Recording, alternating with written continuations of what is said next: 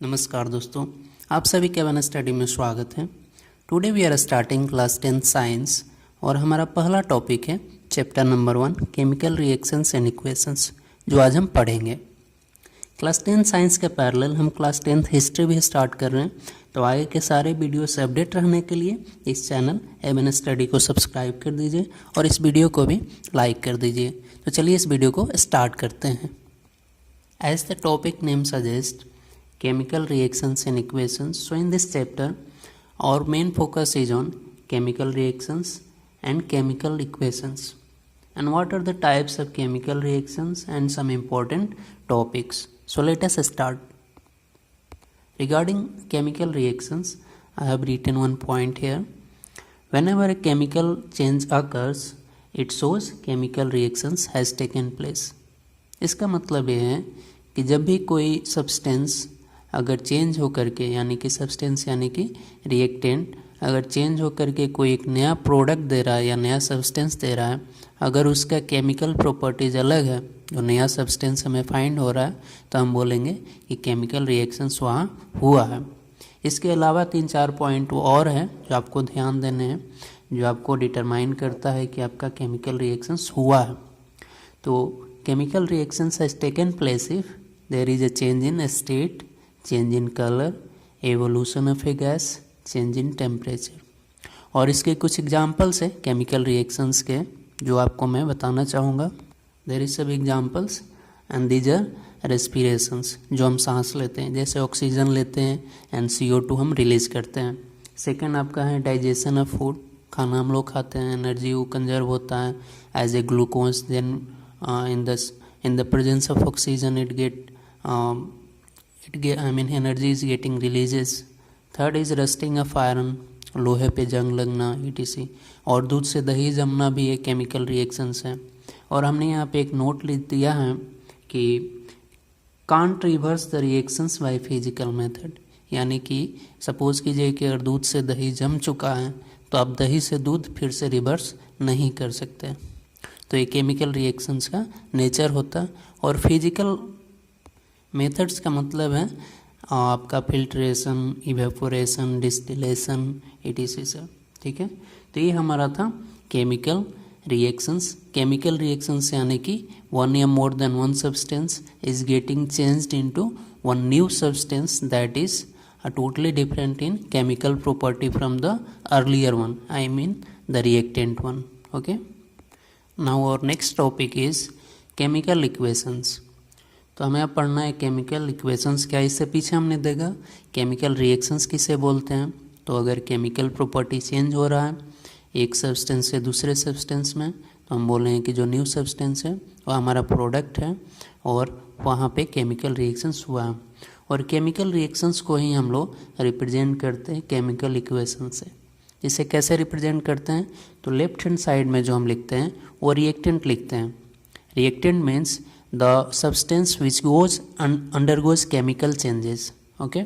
और right hand side में हम लोग प्रोडक्ट लिखते हैं जो नया सब्सटेंस हमें मिला है, और बीच में एक एरो देते हैं। Arrow indicates that the left side is the reactants and right side is the product.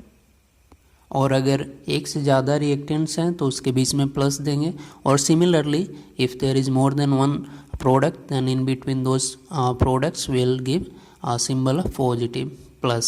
Okay, नीचे हमने एक एग्जांपल ले लिया कि ये एग्जांपल है एक्चुअली एक्टिविटी 1.1 का, कि अगर एक आप मैग्नीशियम रबड़ लेते हैं, रिबन लेते हैं और उसे जलाते हैं आप एयर के प्रेजेंस में, एयर यानी कि ऑक्सीजन के प्रेजेंस में ही कोई भी सब्सटेंस जलता है, तो आप इसे ध्यान दीजिएगा, यानी O2, तो हमें मैग्नीशियम ऑक्साइड का पाउडर मिलता है। ठीक है, तो ये आपका एक केमिकल इक्वेशंस हो गया। और केमिकल इक्वेशंस में भी कुछ चीज़ें बहुत इंपॉर्टेंट हैं। There is some points which is very very important regarding chemical equations, so आगे हम वो देखेंगे। तो चलिए, सबसे तो पहला है कि हमने यहाँ पे जो इक्वेशन एक दिया था केमिकल इक्वेशंस, ये शॉर्ट फॉर्म में दिया था। इसे मेनली हम लोग स्टैंडर्ड ऐसे ही लिखते हैं। एक हम लिख सकते हैं जैसे नेम वाइज, यहाँ पे Mg जो हमने सिंबल दिया, अगर यहाँ पे मैग्नीशियम लिखते हैं, यहाँ पे ऑक्सीजन लिखते, फिर यहाँ पे मैग्नीशियम ऑक्साइड लिखते हैं, तो वो भी आपका केमिकल इक्वेशंस है. That is also an chemical equations, but that is known as word equation and this is known as chemical equations. Okay, so और कोई ज़्यादा अंतर नहीं है, but this one is the standard one in symbol. Okay, next हमारा है point कि unbalance chemical equations को स्केलेटल केमिकल इक्वेशंस भी हम लोग बोलते हैं. और अनबैलेंस्ड केमिकल इक्वेशंस का क्या मतलब है कि mass not same on both side. और मास का मतलब क्या है कि number of atoms of each element on reactant side and the product side if not equal then we will say it is an unbalanced chemical equations. Okay, जैसा आप ऊपर वाले एग्जाम्पल में देख सकते हैं, यहाँ पे Mg का एक एलिमेंट है, ठीक है, 1 एटम है. यहाँ पे ऑक्सीजन का 2 एटम है. अगर हम प्रोडक्ट साइड जाते हैं तो Mg का तो एक ही एटम यहाँ भी है, बट ऑक्सीजन के यहाँ पे एक है. ठीक है, यहाँ पे ऑक्सीजन का 2 है रिएक्टेंट साइड में, लेफ्ट हैंड साइड में, और राइट हैंड साइड में ऑक्सीजन का एक एटम हो जा रहा है, यानी कि ये बैलेंस इक्वेशंस नहीं है. और बैलेंस हमें क्यों ज़रूरी है, यहाँ पे नेक्स्ट हमने पॉइंट दिया है, what is the need of balanced chemical equations, that is conservation of mass. This is something we have studied in class 9th. The conservation of mass states that mass cannot be created या mass cannot be destroyed in a chemical reaction. Okay, तो इस वजह से chemical reactions को या chemical equations को balance करना compulsory है. और हमने यहाँ पे नोट भी दे दिया कि कोई भी अगर स्टैंडर्ड केमिकल इक्वेशंस की हम बात करते हैं तो all chemical reactions must be balanced. If you are going to write any chemical equations then that chemical reactions chemical equations must be balanced. और बैलेंस कैसे करते हैं तो हम आगे के 2-3 एग्जाम्पल से देख लेंगे. तो चलिए, I have written some chemical equations which needed to be balance. So हम लोग इसको देखेंगे कि इसे कैसे बैलेंस करते हैं. एक्चुअली अगर हम बैलेंस की बात करें कि कोई केमिकल इक्वेशंस को कैसे हम बैलेंस करते हैं, तो उसके लिए कोई डायरेक्ट फार्मूला नहीं है.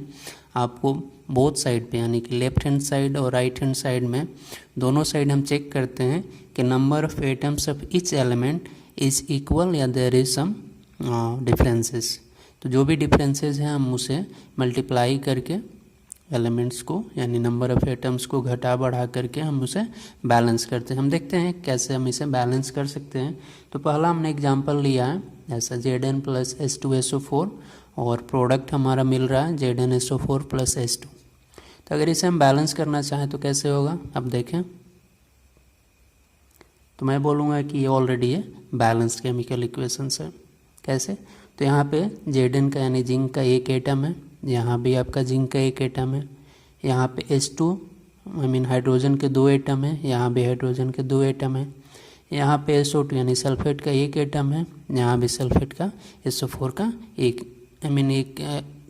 एटम है. ठीक है, तो हम बोलेंगे कि जो हमारा फर्स्ट इक्वेशन है ये ऑलरेडी बैलेंस्ड है. सेकेंड इक्वेशन की अगर हम बात करें, Fe प्लस H2O ये कन्वर्ट होकर हो रहा है Fe3O4 प्लस H2. अगर इसमें हम देखें तो Fe यहाँ पे एक है रिएक्टेंट साइड पे, लेफ्ट हैंड साइड पे, और राइट हैंड साइड में क्या है तो Fe 3 है, आयरन हमारा 3 हो जा रहा है, यानी कि बैलेंस नहीं है. तो इसे आप बैलेंस अगर करेंगे तो मैं आपको लिख देता हूँ कैसे इसे आप बैलेंस कर सकते हैं. तो सबसे पहले तो यहाँ 3 है तो इधर भी आप 3 कर लें. ठीक है, और फिर अगर आप देखेंगे इसको तो यहाँ पे हाइड्रोजन आपका 2 है, और ऑक्सीजन यहाँ पे 4 है, और ऑक्सीजन यहाँ पे 1 ही है. तो यहाँ पे 4 हम ऑक्सीजन कर लेते हैं, 4 से इसे मल्टीप्लाई कर देंगे तो 4 आपका ऑक्सीजन यहाँ पे हो गया. ठीक है, यानी कि Fe3O4 तो हमारा कंप्लीट हो गया. और यहाँ पे H2 बच रहा है, तो यहाँ पे 8 H2 हैं, तो यहाँ पे फिर हम 4 कर देंगे तो 4 × 2 यानी टोटल 8 H2 हो जाएगा यहाँ से. तो ये आपका सेकेंड वाला इक्वेशन भी यहाँ से बैलेंस हो गया. थर्ड इक्वेशन की अगर हम बात करें तो आप ध्यान दीजिए ऊपर पे यहाँ पे कुछ मेंशन किया हुआ है जो मैं आगे बताने वाला हूँ कि वो क्या होता है. बट सबसे पहले हम चेक कर रहे हैं कि बैलेंस कैसे करते हैं. तो हम देखें कि यहाँ पे कार्बन का एक एटम है, यहाँ भी एक एटम है, ऑक्सीजन के यहाँ पे एक एटम है, यहाँ यानी कि लेफ्ट हैंड साइड पे रिएक्टेंट साइड पे, तो यहाँ भी एक एटम है, हाइड्रोजन के यहाँ पे 2 एटम है, यहाँ पे 4 एटम है. तो यहाँ पे 4 है, यहाँ पे 2 है, यानी कि इधर भी 4 करना होगा, तो हम यहाँ पे 2 से मल्टीप्लाई कर देंगे और ये बैलेंस हो गया। ठीक है, आगे दो पॉइंट है केमिकल इक्वेशंस के रिगार्डिंग, स्टैंडर्ड केमिकल इक्वेशंस के रिगार्डिंग, वो हम देखते हैं। नेक्स्ट हमने यहाँ पे 2 नोट हमें पॉइंट दिए हैं। First point is to make chemical equations more informative, physical states are mentioned. And what are those physical states? Solid is represented by S, liquid is represented by L, gas is represented by G, and aqueous solution is represented by AQ. Okay, and जैसा मैंने बताया कि ज़्यादा informative के लिए और एक standard equations में, केमिकल इक्वेशंस में ये मेंशन होने से और ज़्यादा हमें इंफॉर्मेशंस मिलती है उस केमिकल इक्वेशंस के रिगार्डिंग। और सेकंड पॉइंट है reactions conditions are indicated above या बिलो द एरो, जैसे टेम्परेचर, प्रेशर या फिर कोई कैटलिस्ट को अगर हम लोग यूज़ कर रहे हैं किसी भी केमिकल इक्वेशंस में, तो उसे हम लोग एरो के ऊपर या फिर नीचे लिख सकते हैं। जैसे यहाँ पे हमने एरो के ऊपर लिखा है 340 ATM, तो ATM एक्चुअली होता है एटमॉस्फेरिक प्रेशर, ये प्रेशर के यूनिट है। तो अगर आप कोई भी टेम्परेचर अगर आप मेंशन कर रहे हैं, प्रेशर मेंशन कर रहे हैं, या फिर कोई कैटलिस्ट अगर आप यूज़ कर रहे हैं, तो यहाँ पे एरो के ऊपर या फिर नीचे आप लिख सकते हैं। जैसे अगर हीट हमें लिखना होता है तो टेम्परेचर के लिए मेनली हम लोग यहाँ पे डेल्टा का साइन दे देते हैं। तो अगर डेल्टा अगर हमें देना रहा तो यहाँ पे ऊपर या नीचे हम दे सकते हैं, अगर हमें टेम्परेचर हमने यूज़ किया रिएक्शंस में। नीचे एक और हमने यहाँ पे केमिकल इक्वेशंस दिया है, इसे आप अपने से आप इसे बैलेंस करने की कोशिश कीजिएगा। और अगर हम स्टेट्स लिखने की बात करें तो कार्बन मोनोऑक्साइड है तो हमारा गैस है एक, ठीक है, तो जी यहाँ पे हम लिख देंगे।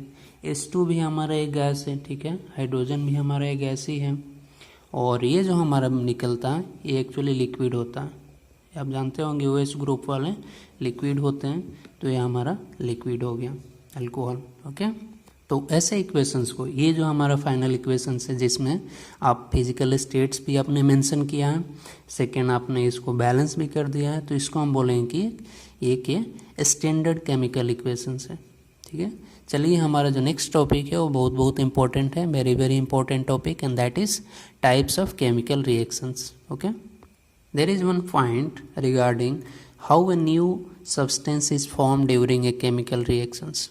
कैसे एक नए सब्सटेंस की उत्पत्ति होती है या फॉर्मेशन होता है जब हम कोई 2 या फिर 1 या 3 कोई भी रिएक्टेंट्स लेते हैं, तो कैसे न्यू बनता है। तो उसके रिगार्डिंग है कि chemical reactions involve the breaking and making of bonds between atoms to produce new substance, यानी कि वो आपस में ही बॉन्ड का ब्रेक करते हैं और फिर दूसरे नए एटम्स से उसे हम बॉन्ड को बना करके एक नया हमें सब्सटेंस मिलता है। बॉन्ड के रिगार्डिंग हम लोग आगे के चैप्टर्स में इसे देखेंगे। अभी हमारा मेन फोकस है टाइप्स ऑफ केमिकल रिएक्शंस, और हमारा जो पहला केमिकल रिएक्शंस है वो है कम्बिनेशन रिएक्शंस। तो what is combination reactions? Combination reactions is those in which 2 या more than 2 reactants combine to give a single product. Must note, it is a single product. It does not mean like you are getting more than once a product like 2, 3 and more than 2, 3. Okay, so there is one example. Suppose A and B are 2 reactants and we are getting AB. It is getting combined. You can see A और B दोनों मिल जा रहा है product side में, तो हम बोल रहे हैं कि ये आपका कम्बिनेशन रिएक्शंस है। इसके हमने we have written 2 examples over there. First one is the burning of coal. You can see carbon is getting burn in the presence of oxygen and it is giving us carbon dioxide. And second is formation of water with the help of H2 and O2, and finally we are getting H2O. So these 2 reactions is an example of combination reactions. Our next type of chemical reactions is decomposition reactions. And in decomposition reactions, one single compound get splitted into 2 or more substances. And how it get splitted? Yeah, it get breakdown with the help of thermal, I mean heat, electricity या फिर light. इन तीनों में से किसी एक की मदद से इस सिंगल कंपाउंड्स को हम लोग ब्रेक करते हैं 2 या more than 2 सब्सटेंसेज में। ठीक है, इसका एक एग्जांपल्स हमने यहाँ पे नोट डाउन किया है कि एक कैल्शियम कार्बोनेट है यानी CaCO3 and it get splitted in the presence of heat and it gives us calcium oxide which is known as quicklime and carbon dioxide. Another example is silver bromide is getting splitted in the presence of sunlight and it gives 2 silver and bromine. Okay, and this reactions is used in black and white photography. Okay, can you note it down like whether it is a balanced equation या unbalanced equations? तो मैं बोलूँगा कि ये balance नहीं है. अगर आप ध्यान से देखें तो ये इक्वेशन बैलेंस नहीं है. अगर यहाँ पे आप 2 अगर मल्टीप्लाई कर देते हैं तो फिर ये बैलेंस हो जाता है. ओके, और ऊपर वाले के क्या स्टेटस है? तो ऊपर वाला ऑलरेडी बैलेंस्ड इक्वेशन है. कार्बन कैल्शियम 1 एटम यहाँ, 1 एटम यहाँ, कार्बन 1 एटम यहाँ, कार्बन 1 एटम यहाँ, और ऑक्सीजन का 3 एटम इधर, ऑक्सीजन के 1 प्लस 2 3 एटम्स इधर भी, यानी कि ये this is already a balanced equation.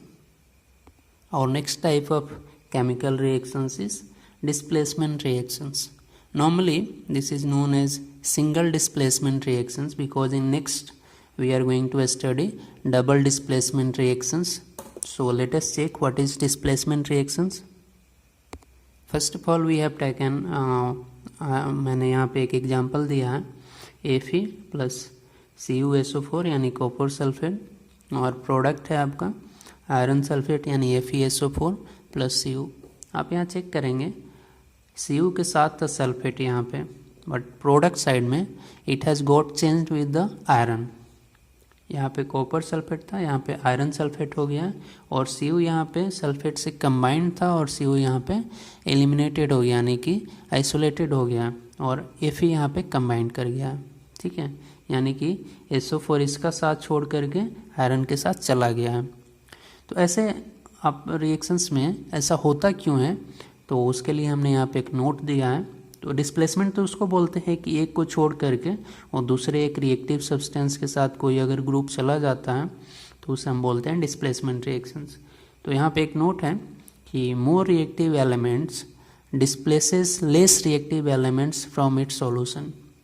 और यहाँ पे कुछ लिस्ट है मोस्ट रिएक्टिव एलिमेंट्स का, यानी कि सबसे टॉप पे है आपका पोटेशियम, फिर है आपका सोडियम, फिर है कैल्शियम, फिर magnesium, aluminium, carbon, zinc, iron and copper. यहाँ आप देख रहे हैं कि कॉपर से ज़्यादा आपका आयरन का रिएक्टिविटी ऑर्डर है. ठीक है, रिएक्टिव है, यानी कि अगर आप कभी भी ऐसे ग्रुप्स के साथ अगर सपोज कीजिए कि अगर आप कैल्शियम यहाँ पे अगर आता तो फिर कैल्शियम सल्फेट यहाँ फिर बनाता है, चूँकि कैल्शियम का रिएक्टिविटी कॉपर से ज़्यादा है. ठीक है, तो इस आप लिस्ट को भी, इस ऑर्डर को भी आप ध्यान दीजिएगा. और क्या रीजन है डिस्प्लेसमेंट का वो भी ध्यान दीजिएगा कि जो मोर रिएक्टिव आपका एलिमेंट होता है वो लेस रिएक्टिव एलिमेंट का जो भी आयन होता है उसके साथ वो डिस्प्लेस्ड हो जाता है. ओके, और second last type is double displacement reactions. और डबल डिस्प्लेसमेंट रिएक्शंस को भी हम लोग मेटाथेसिस रिएक्शंस या फिर डबल डिकम्पोजिशन रिएक्शंस बोलते हैं. I let you know why it is also known as double decomposition reactions. First of all let us know why it is double displacement reactions. तो इसके लिए है mutual exchange of ions between two reactants. It may be elements a compound. I mean mutual exchange of ions between two reactants. When it forms a new compound, it is known as double displacement reactions. और यहाँ पे एक आपका example है Na2SO4 equals plus BaCl2. It gives BaSO4 plus 2NaCl. अब देखें कि यहाँ पे सोडियम के साथ यहाँ पे सल्फेट था और प्रोडक्ट में आपका सोडियम के साथ क्लोराइड हो गया, यानी कि जो बेरियम का जो आयन था वो एक्चुअली एक दूसरे के म्यूचुअल एक्सचेंज किया है. बैरियम के साथ सल्फेट आ गया और सोडियम के साथ क्लोरीन आ गया. ठीक है, ये आप देख रहे हैं. ठीक है, तो ऐसे में हम बोले हैं कि जब म्यूचुअल एक्सचेंज ऑफ आयंस होता है रिएक्टेंट साइड पे और जब नया प्रोडक्ट आपका बनता है तो उसे हम बोलते हैं कि ये डबल डिस्प्लेसमेंट रिएक्शन है. और इसमें आपको प्रेसिपिटेट भी कभी कभी मिलता है. So what is precipitate? तो formation of insoluble solid from a liquid solution. ये इनसॉल्युबल सॉलिड होता है और एक तरह से ये आइसोलेटेड हो जाता है सॉल्यूशन में ही, चूँकि ये इंसॉल्युबल होता है तो सॉलिड के रूप में अलग हो जाता है, तो इसे हम लोग बोलते हैं प्रेसिपिटेट। और ऐसे रिएक्शंस को हम लोग बोलते हैं जिसमें प्रेसिपिटेट निकलता है उसे हम बोलते हैं प्रेसिपिटेशन रिएक्शंस, ठीक है। और डबल डिकम्पोजिशन रिएक्शंस इसीलिए बोलते हैं क्योंकि इसमें आप देखेंगे कि दो बार ये ब्रेक हो रहा है। पहले तो Na+1 और SO4- में ये पहले ब्रेक होगा, ये भी ब्रेक होगा, और फिर बाद में जाकर के फिर दोनों ज्वाइन होता है, कंबाइन करता है, ठीक है, फिर एक्सचेंज करता है। पहले ब्रेक होता है फिर एक्सचेंज करता है, तो एक तरह से डबल आपका डिकम्पोजिशन होता है इसमें, तो इसे हम लोग बोलते हैं डबल डिस्प्लेसमेंट या फिर डबल डिकम्पोजिशन रिएक्शंस, ठीक है। Our last type of chemical reactions is oxidation and reductions, and this is the most important type of reactions. तो पहले हम देखते हैं ऑक्सीडेशन रिडक्शंस होता क्या है। तो oxidations and reductions we can differentiate on 3 basis. एक तो हम ऑक्सीजन के बेसिस पे दोनों को डिफ्रेंशिएट कर सकते हैं, फिर डिफाइन कर सकते हैं। Second is on the basis of hydrogen and third is on the basis of electron, okay. So on the basis of oxygen, अगर कोई भी सब्सटेंस रिएक्टेंट साइड से या प्रोडक्ट साइड से anyone, if there is an addition या gain of oxygen, then we will say this is oxidized या this is an oxidation reactions. If there is a removal, a loss of hydrogen, then we can also say this is an oxidation reactions. If there is a loss of electron, then we can say this is also an oxidation reactions. Okay. And what is reductions reactions? So this is the reverse of oxidation. It means in oxidations it was addition of oxygen. So in reductions it is removal of oxygen, a loss of oxygen, या addition of hydrogen या फिर gain of electron. Okay, so this is the definition of oxidation and reductions. So we will see one example each of this and one more reactions is there which is redox reactions. So redox reactions is those reactions in which both oxidation and reductions reactions occurs is known as redox reactions. यानी कोई ऐसा reactions जिसमें oxidations भी हो और reductions भी हो, तो ऐसे रिएक्शंस को हम रिडॉक्स रिएक्शंस बोलते हैं. ठीक है, तो चलिए एग्जांपल पे चलते हैं. एग्जांपल है यहाँ पे कॉपर को ऑक्सीजन के साथ हम रिएक्ट कर रहे हैं हीट की प्रेजेंस में, तो आपका कॉपर ऑक्साइड दे रहा है. और अगर हम लोग कॉपर ऑक्साइड को ही हाइड्रोजन अगर दे रहे हैं तो फिर ये कॉपर दे रहा है, यानी कि रिवर्स हमारा हो जा रहा है, कॉपर मिल जा रहा है. तो आप देखें कि यहाँ पे कॉपर जो है वो ऑक्सीजन को गेन कर रहे हैं. यहाँ पे एडिशन ऑफ ऑक्सीजन, यानी कि फर्स्ट जो है हमारा ये ऑक्सीडेशन रिएक्शन से. सेकेंड आप देखेंगे कि कॉपर के साथ यहाँ पे ऑक्सीजन है और यहाँ पे कॉपर के साथ ऑक्सीजन रिमूव हो जा रहा है, यानी कि रिमूवल ऑफ ऑक्सीजन, यानी कि ये रिडक्शन है. या फिर एडिशन ऑफ हाइड्रोजन भी आप बोल सकते हैं. यहाँ पे ऑक्सीजन के साथ हाइड्रोजन नहीं था, यहाँ पे ऑक्सीजन के साथ हाइड्रोजन आ गया. ठीक है, तो चलिए नेक्स्ट एक और इक्वेशन से जो है रिडक्स रिएक्शंस का example. Third example is copper oxide plus hydrogen and the product is copper plus H2O water. इसमें आप देखेंगे कि इस साइड में लेफ्ट हैंड साइड यानी रिएक्टेंट साइड पे कॉपर के साथ ऑक्सीजन है, यहाँ पे ऑक्सीजन आपको रिमूव हो जा रहा है, यानी कि removal of oxygen. We can say this is an reductions. And from oxygen you can see here the types of oxidation and reductions reactions. And if we are talking about the examples of oxidation and reactions, then corrosion and rancidity. corrosion का मतलब हुआ जैसे iron में rust जो dust लगता है यानी जंग लगता है, जैसे नया में वो शाइनिंग करता है, बाद में धीरे धीरे वो फेडेड आउट हो जाता है जो शाइन होता है. रेंसिडिटी का एक तरह से आप सब समझ सकते हैं कि जो बासी, जैसे आप if you are going to put your food for a long time, then the taste and the smell is getting bad. Okay, तो उसको हम लोग रेंसिडिटी बोलते हैं. और ये दोनों ऑक्सीडेशन एंड रिडक्शंस की वजह से होता है, मोस्टली ऑक्सीडेशंस की वजह से. और नेक्स्ट हमें जो इस चैप्टर में दो और रिएक्शंस पढ़ने हैं वो है आपका endothermic and exothermic. And this is getting divided on the basis of heat release and absorb. Okay, so अगर एक्सोथर्मिक की बात करें तो इसमें जब प्रोडक्ट हमारा बनता है उसके साथ ही हीट रिलीज होता है. और इसका एक एग्जांपल है कॉम्बिनेशन रिएक्शंस जिसमें नॉर्मली हीट रिलीज होता है, तो उसे हम लोग एक्सोथर्मिक रिएक्शंस बोलते हैं. सेकेंड आपका है endothermic reactions. Endothermic reactions are those reactions in which if you are going to have a reactions from reactant to product, then some heat is required to change the reactant into product. तो यहाँ पे हमने delta दिया, इसका मतलब है कि कुछ आप हीट अपने साइड से अप्लाई करें, यानी कि इस रिएक्शंस में हीट एब्जॉर्ब होता है, इसमें रिलीज हो रहा था, इसमें ऑब्जर्व हो रहा है, दोनों एक दूसरे के अपोजिट हैं. जिसमें ऑब्जर्व हो रहा है उसको देखा इंडोथर्मिक और एक्सोथर्मिक. इंडोथर्मिक का एक बेस्ट एग्जांपल है डिकम्पोजिशन रिएक्शंस. तो यहाँ पे हमारा चैप्टर कंप्लीट हो रहा है. तो वीडियो देखने के लिए थैंक यू. इस वीडियो को लाइक एंड चैनल को सब्सक्राइब कर लीजिए. बाय.